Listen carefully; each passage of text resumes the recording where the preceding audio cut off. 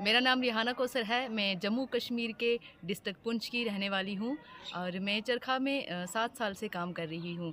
سب سے پہلے آپ پہلا سوال ہے کہ آپ کے معاشرے کا سب سے بڑا مسئلہ کیا ہے جس پر سب کو مل کر سوچنے کی ضرورت ہے.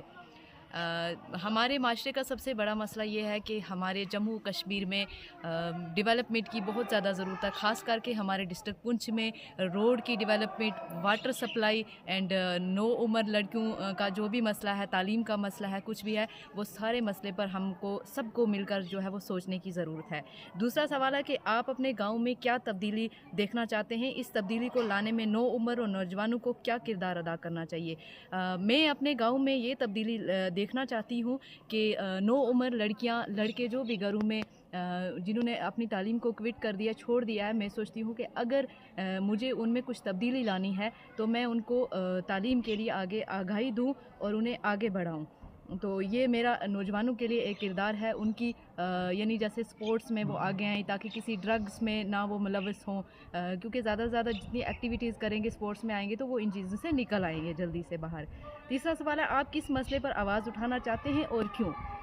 میں اپنے جموں کشمیر کے لیے بلکہ پوری انڈیا کے لیے اس مسئلے پر آواز اٹھانا چاہتی ہوں کہ نوجوانوں کو روزگار ہو, ان کو جابس ہوں. اگر جابس ہوں گی تو وہ مختلف ایکٹیویٹیز میں ملوث نہیں ہوں گے, جیسے میں نے ابھی بول دیا ڈرگس میں ملوث نہیں ہوں گے. باقی جیسے ان کو پریشر ہو جاتا ہے, ڈپریشن ہو جاتا ہے, اسٹڈی کی وجہ سے ان کو جاب نہیں ملتی ہے اور گھر سے سپورٹس نہیں ملتی ہے, ایڈمنسٹریشن کی طرف سے سپورٹ نہیں ملتی ہے, گورنمنٹ کی طرف سے سپورٹ نہیں ملتی ہے, تو وہ ڈپریشن میں چلے جاتے ہیں. تو میں اس پر جو ہے وہ آواز اٹھانا چاہوں گی. چوتھا سوال ہے کہ اگر آپ کو اپنے خیالات لکھنے کا موقع ملے تو آپ کس تک پہنچانا چاہیں گی اور کیوں. ہاں, یہ بہت ہی اچھا سوال ہے کہ اگر مجھے اپنے خیالات لکھنے کا موقع ملے تو سب سے پہلے تو میں ڈسٹرکٹ پنچ کی ہی بات کروں گی, کیونکہ وہاں ایسے حالات ہیں, ایسی سٹوریاں ہیں لکھنے کے لیے کہ ایک سے ایک سٹوری بڑھ کر ایک قدم پر لکھنے کے لیے سٹوری ہے جو میری پوری لائف میں ختم نہیں ہوں. لائف میری ختم ہو جائے گی لیکن وہاں کی سٹوریاں ختم نہیں ہوں گی. تو یہ موقع مجھے ملنا چاہیے ضرور میری لائف میں. پانچواں سوال ہے آپ بے قید میں آپ کیا سیکھنا اور سکھانا چاہتے ہیں.